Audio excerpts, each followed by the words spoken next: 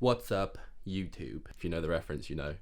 It's been a little while since I've picked up the camera. Today, we are going to get a blood test with Medichecks. We are getting, I believe, 43 different biomarkers done. Last time I got a needle stuck in my arm, I fainted, so this should be fun. However, last time I was in extreme pain whilst getting the needle shoved into my arm when I had appendicitis. Which kind of made sense why I did faint. Normally I don't faint. The time is 9:33. The protocol is supposed to be get the blood taken in the morning. You're not allowed to have had fatty foods within 8 hours. You are also supposed to have taken a couple of days off heavy weight training, which I have done. A couple of days off the gym, get my bloods done today, going to the gym later. So yeah, we're gonna go on, hop in the new Lovemobile and drive about 20 minutes. Let's get it. Right.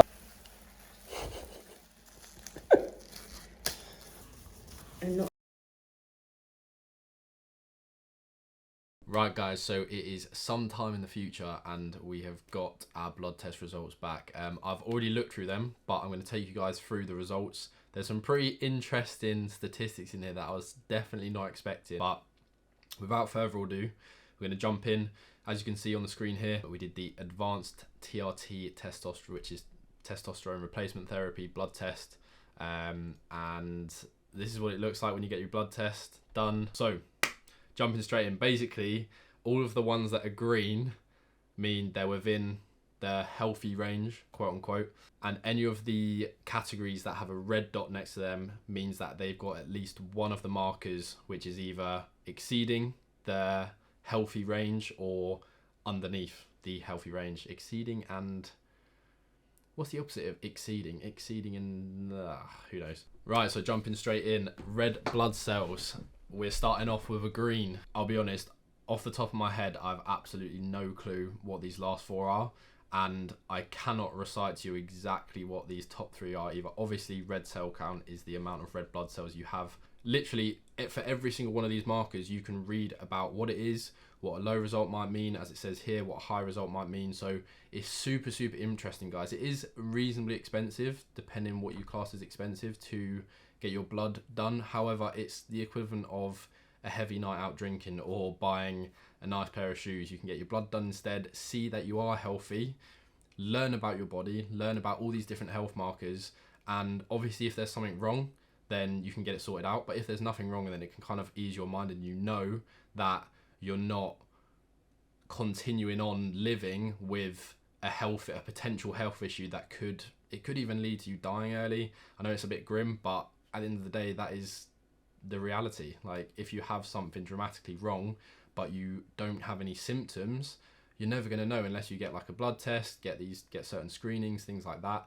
And these different things, if they're chronically elevated or chronically below the levels they should be, it can almost certainly contribute towards an early death. So definitely something I would recommend you guys doing at least once. Okay, so all of the red blood cell things are a tick. We're going to try and scroll down just a little bit at a time to try and avoid giving away the juicy information. So as you can see, there's a green circle next to white blood cells. So everything is in the green. White blood cells, they're part of your immune system, your defense system, but we're not going to go into too much detail. Next, clotting status.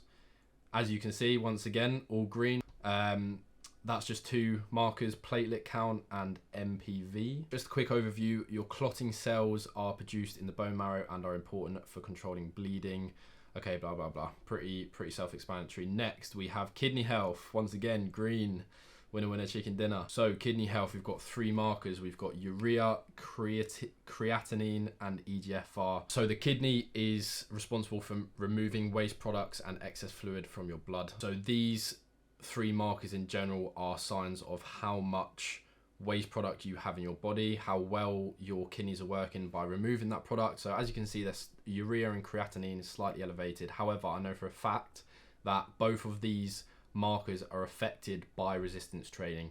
Yes, I had a couple of days off the gym. However, I had not had long enough to have these markers come down fully to a range they might be at if I didn't do heavy resistance training. Okay, if you are a gym rat, I think it probably is a smart idea to try and get your bloods done away at least a week away from training, if not maybe push it to like a week and a half, 2 weeks, because say if there is something actually wrong with your kidneys, but because you expect it to be elevated naturally from your training, you kind of ignore it, okay, you're not going to know. So maybe it is actually a smart idea to take a full week off of training, give your body plenty of time to remove all those waste products that have built up from the resistance training, and try and get a really accurate base result so you can see for sure your kidneys are in a good spot, and not just kind of wave off high results because you put it down to resistance training, which is essentially what I'm doing, although they are still in the green, so I'm fine, I'm happy. Now, the first red, we've got liver health. When I saw this, not gonna lie, I was shitting my pants a little bit. Obviously, there's unhealthy aspects to bodybuilding, but in general, I haven't pushed those extremes within bodybuilding multiple times. I've only done it a handful of times, so I was quite surprised when I saw this marker being red. So just to kind of give an overview, your liver is one of the body's most important organs, as it has many functions, including breaking down food, converting it to energy, getting rid of waste, toxins, manufacturing and regulating some hormones, blah blah blah. Your liver can become inflamed and progressively damaged through excessive food intake, alcohol consumption and viral hepatitis. Did not know that.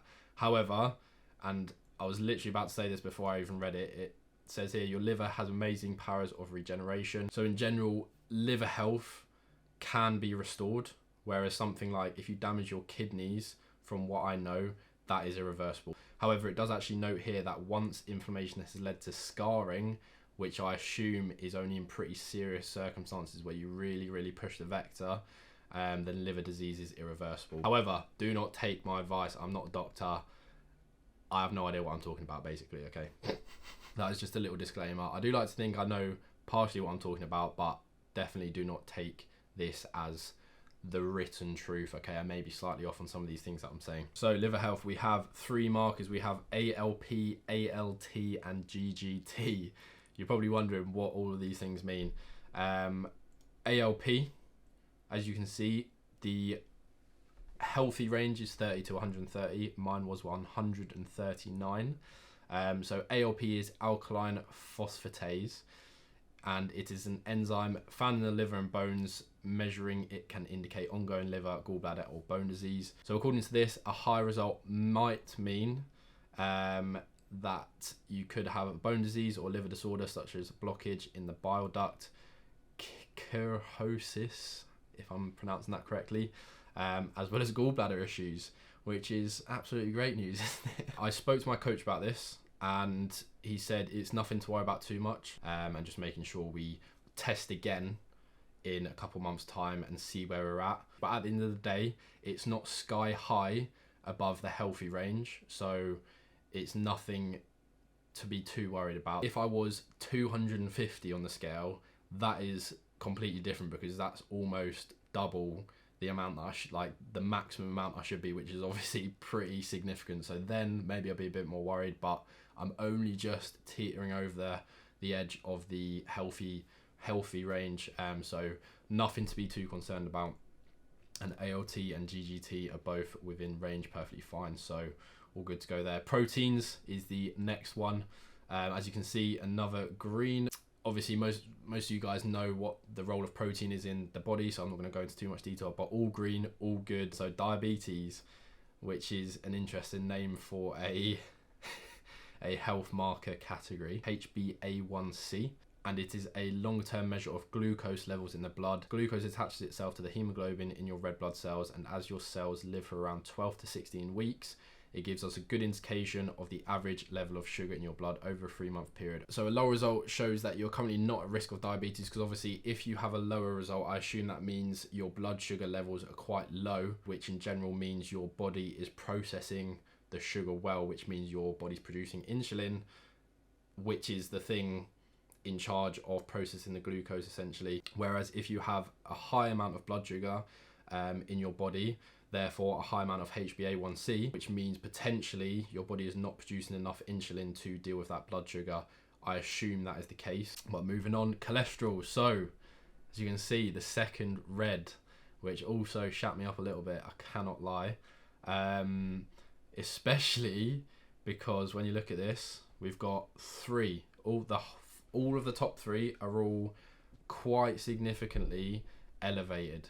They're not off into the cosmos, however, they're still quite elevated.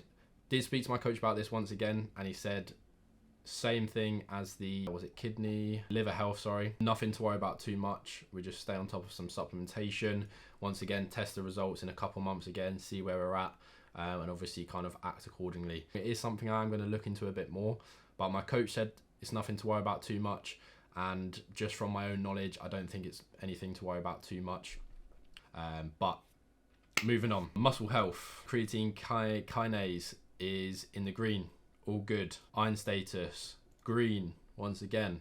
Thyroid hormones, so this is in relation to kind of your metabolism. All three in the greens. On to hormones, so another red.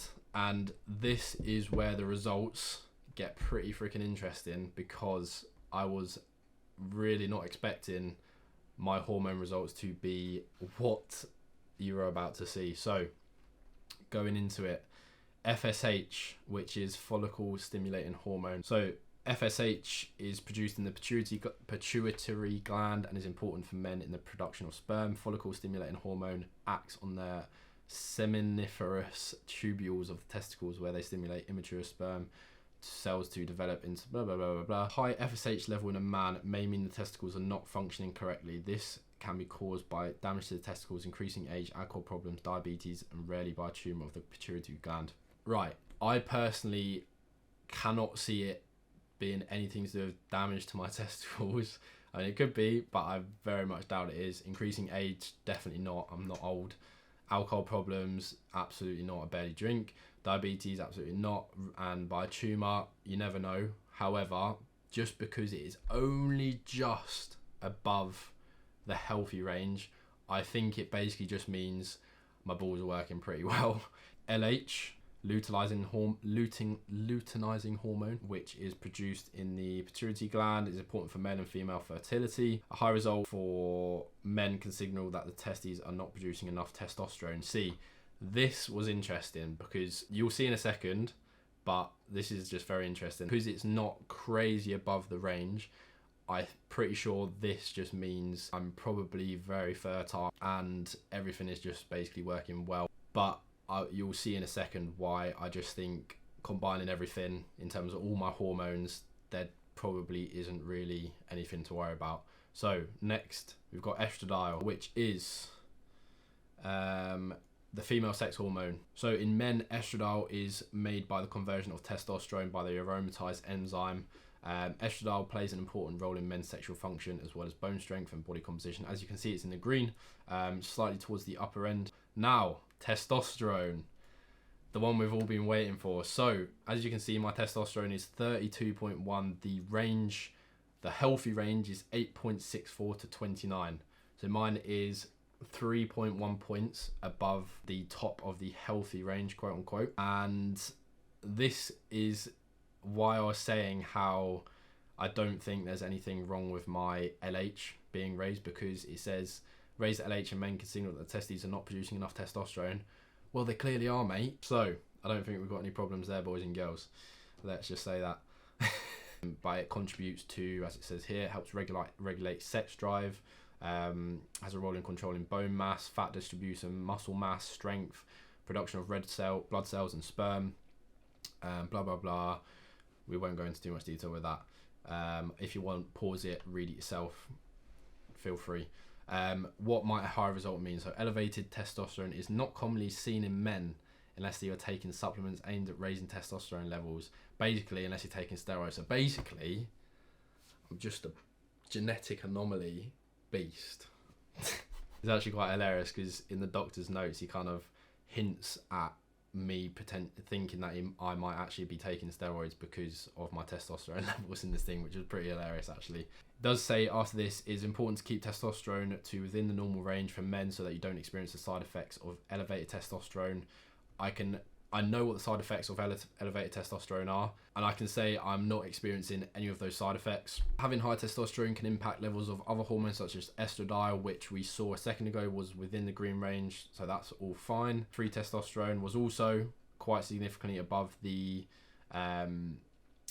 green range. So basically, my fertility hormone, my sperm stimulating hormone, my testosterone in both categories, and my prolactin all very much elevated above the usual level. Prolactin probably more than even the testosterone. So prolactin, just to go over it, is the hormone which is produced in the pituitary gland and plays a role in reproductive health.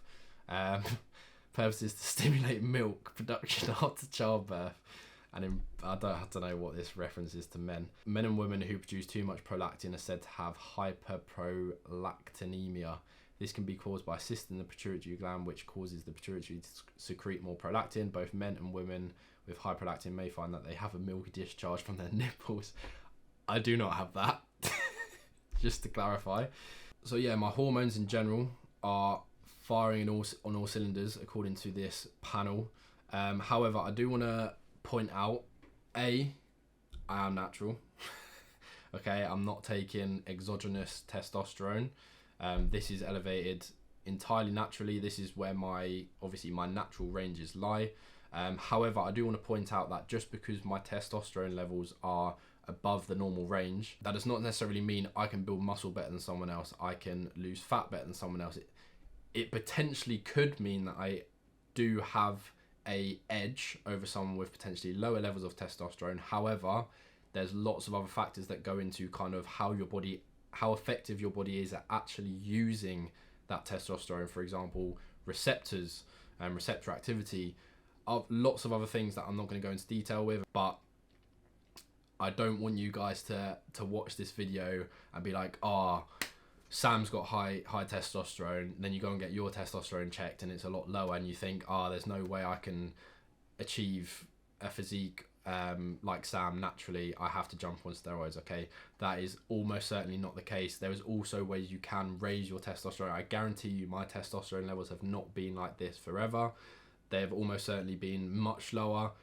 They might have even been a little bit higher. Okay, and the same applies to your guys' results. If you get yourself tested and your testosterone results aren't where you want them to be, you can do things naturally to raise your testosterone. For example, get your sleep on point, reduce stress, do resistance training, eat healthily, have a healthy relationship with your friends, your family, but also an actual partner, sexual partner.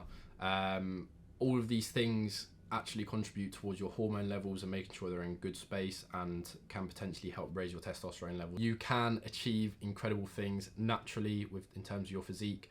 So do not look at something like my testosterone and be like, the only reason Sam's managed to achieve what he has with a physique. And I'm not bigging myself up. There's plenty of people out there with much better physiques than me, but I also know there's plenty of other people who probably look up to my physique and think, wow, that's pretty crazy. But I can almost guarantee you the fact I've been able to achieve what I've been able to achieve is not due to my testosterone levels being high.